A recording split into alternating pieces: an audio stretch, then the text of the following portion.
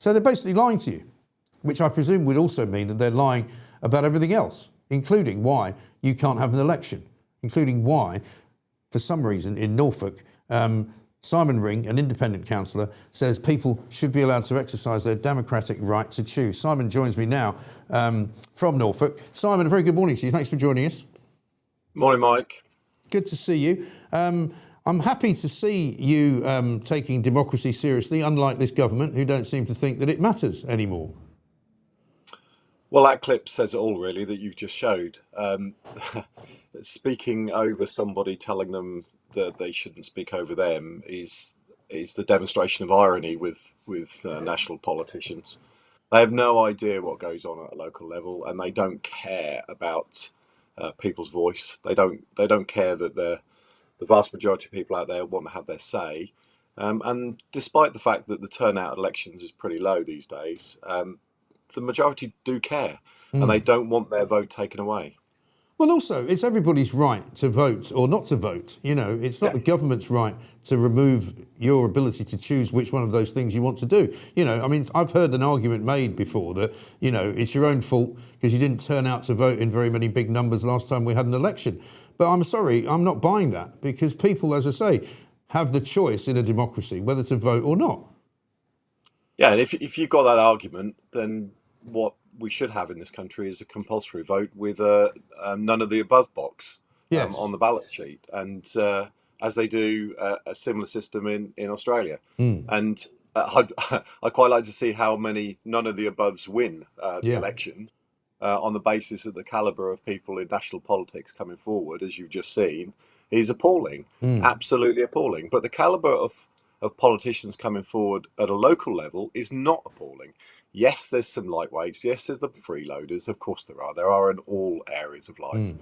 But there are a vast number of politicians in a local level who just want to support their residents and do what I've done, find I had the time, stand up and represent people that I've lived with all my life. Yeah.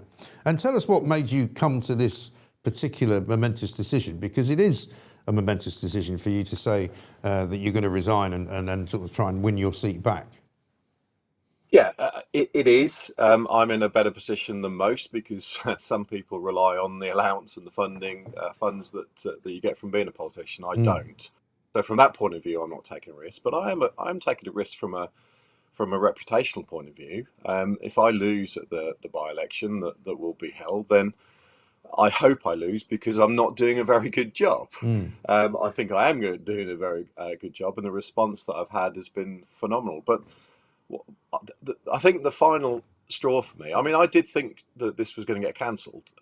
We were running a little side bet in the borough council where I'm at as well about whether it would get cancelled, and I believed it would. And when I saw the letter sent back by the Conservative leader of the Norfolk County Council, to the response question from Stephen Reid saying, do you want the elections cancelled or not? And Kay Mason-Billig did everything she could not to say, please cancel the elections. Right. She didn't say don't cancel. That's an important point. She gave all the reasons in favour of cancelling without saying cancel.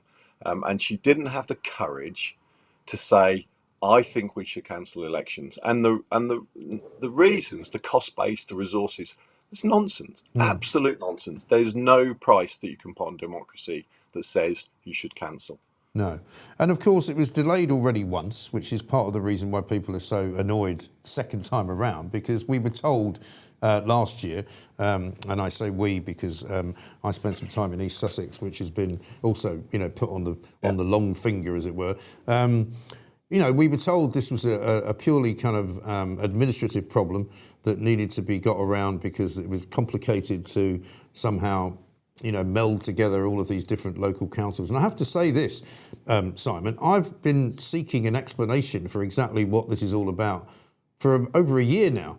I even asked Professor Curtis up in Edinburgh, or up in Scotland rather, you know, to tell us exactly what this kind of gerrymandering organisational change was. And even he couldn't really explain it. I mean, do you even understand what it is that they say they're trying to do? No. What they say they're trying to do is to stop wasted money on unnecessary elections. Mm. What they say they're trying to do is wait until it's clearer regarding devolution and local government reorganisation. But as you know, devolution has been delayed now here for 2 years. And so to delay this once more on the basis that local government reorganisation is coming in and shadow unitary elections will be next year, so let's do it all at the same time. We don't know whether we are going to get LGR yet. You know, the statutory instruments have not been laid. I hope we do, because I'm desperate to take away as a borough councillor the power from the centre that is held so dearly by Norwich in Norfolk, and I'm sure it's the same in Suffolk with Ipswich. But let's be brutally honest about it. Let's just talk about the elephant in the room here. They want to cancel elections, both Labour and Conservative, because they fear losing their power. It's as simple as that. No other reason. They can paint it however they wish. Now, I'm an independent councillor. I have no interest in national party politics at a local level. We shouldn't have national party politics at a local level. You should not have a decision to make as a local councillor whether to follow your whip demands or follow your residents' needs. It's simple. So let's just get rid of the national party politics at a local level, and let's all be independent councillors with no affiliation to anyone at a local level. And this is about power. Simple as that. And that's why democracy has been eroded around the country. We see it in the United States, we see it in Europe, and we're seeing it here. That power is being lost by the key to the parties, and they don't like it. Well, if you want to have a fair voting system in this country, have a proportional representation process. There's a real danger at the next election. We're going to have a government that's going to have a majority with less than 30% of the popular vote. That's not democracy. That scares me. Can you imagine that? It's bad enough with what we've got now, which is insane, that we've got, 35% of the popular vote the last election, and they've got a vast majority that they can do absolutely whatever they like, in particular cancelling elections and cancelling democracy. It's appalling. It really is appalling. And of course, you know, even the Labour government nationally kind of opted out in a way from making a decision, didn't they? Because they sort of said, oh, we don't want to be imposing this on anybody. We want to ask their opinion and see what they want to do. I mean, it's like, as I said before on the show, it's as if they think my head zips up the back. You know, I'm not that stupid. I know exactly what they're doing, and we know exactly why they're doing it. And it's almost like everything else that this government does, you know, nobody really believes a word they say. No, they don't. But let's take the colour of the government out. The last lot were no better either, were they? No. Let's be perfectly Well, honest. as has been proven by your situation in Norfolk, because it's the Tory council who's decided not to have the election. Yeah, and the truth is, neither of them wanted the election, and Stephen Reid nor Kay Mason Billig wanted the election. So we had this ping pong back and forward, where the response she sent in, he would then send a response saying, oh, can you clarify that? She then sends a response saying, nothing to add, speak to the hand. And then he cancels the election because he's not getting an adult conversation with her. Well, it wasn't an adult conversation on both sides. And it should never have been a conversation in the first place. No. And in terms of what people will not be able to do now, because there's no guarantee really, is there, that there's going to be an election anytime in the near future at this point? No, there isn't. And just to be clear, I've announced my intention to resign to force a by-election, but I'm holding back because the statutory instrument that they're laying before Parliament, which is being challenged by reform, it could have in it the cancellation of by-elections. I don't know what these people are going to do. So there's no way I'm resigning as of today. I will resign when I know whether that statutory instrument is approved or not, and the details of that instrument. So provided that they do not prevent by-elections, at the moment you can't have you don't have a by-election within 6 months of a statutory election. All I've got to do is say you can't have a by-election within 12 months or 15 months, and because it's meant to then be next May. And so I just don't trust anything that comes out of these people's mouths. And sadly, that is national politics. We do not have any politicians we can actually trust at a national level. They're all at local level, and they daren't stand up and be counted. No. Well, funnily enough, I was watching Laura Kunsberg yesterday for my sins. It's one of the few BBC shows I actually watch on a Sunday, partly just to get irritated. Angela Rippon was on, making an awful lot of sense. She was on one of the panels. She just said, the trouble is we now live in a country where there is no trust in the government. Nobody believes anything that they say. Nobody is interested in what they say they're going to do because they don't do it. And we are in a kind of political crisis, it seems to me. Yeah, we are, and we don't have any beast of bolsovers left that just say what they believe, and Right. it doesn't matter whether you agree with them or not. You trusted that was their opinion, their true opinion, and you respected them for having that opinion. We're all allowed to have different opinions, but you don't get that. I mean, I remember once Harriet Harman was on Radio 5 Live in one of her many leadership role or temporary leadership roles at the Labour Party. And there was I can't remember what the issue was, but Nicky Campbell said, "Why do you never agree with each other?" And Harriet Harman said, "Nicky, my title is Leader of the Opposition. My job is to oppose." Yeah. No, it isn't. Your job is to keep the government to account, Yeah. not to oppose.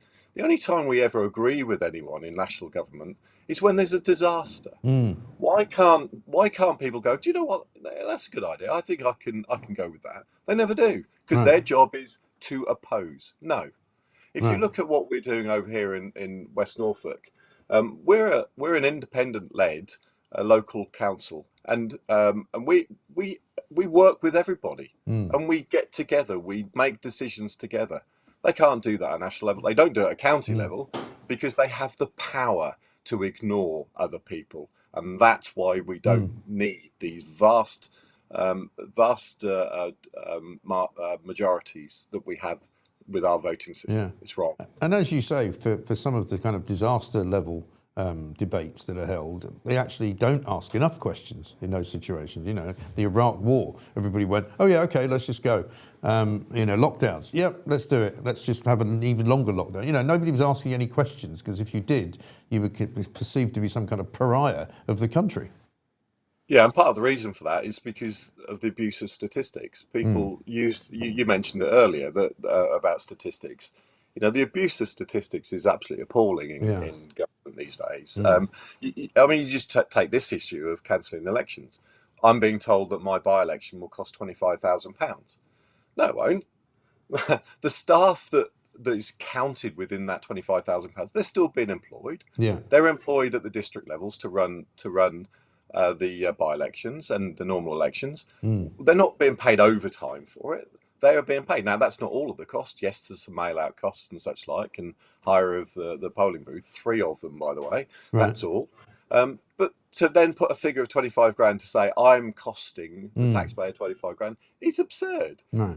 Half that money at least is already being paid for. It's already there, and that happens. So you're not in control of where these stats come from when you're challenging them. No. So you're afraid to stand up, and that's what I think is happening all the time. And it's just abuse of numbers. It really is. It really is. And finally, just for people who are in your area in Norfolk, and maybe in other areas where things are not going well either, and elections are not going to be held, what about the issue? I mean, what issues would you say are now not going to be dealt with as a result of there not being an opportunity for people to vote for who they want in?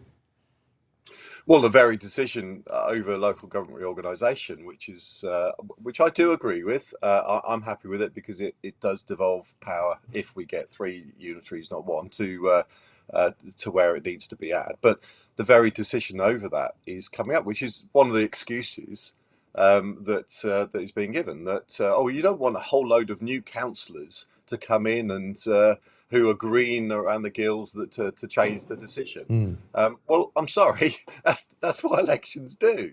You don't know how many existing experienced councillors, and quite frankly, when I look at the majority of the Conservative group at County Council, I don't see experience there. I see jaded. I see fed up. I see controlled by their leader because they have a whip. So what we're missing here is having a much more democratic decision-making process for the next 2 years, and we're not going to get it. And that is a tragedy, absolutely. Yeah. Great to see you. Simon Ring, thank you very much indeed. We wish you a lot of luck and keep us informed what you decide to do if you do decide You're welcome. to have I an look election. forward to coming back on in May with my victory shield. Absolutely All right, brilliant. And a lot of fans out there for you as well, saying, I wish there were more politicians like you with some actual integrity and some very, very common sense ideas. Thank you very much indeed. Thank you, Simon Mike. Ring, who is, of course, Norfolk councillor, independent councillor, who's threatened basically to resign.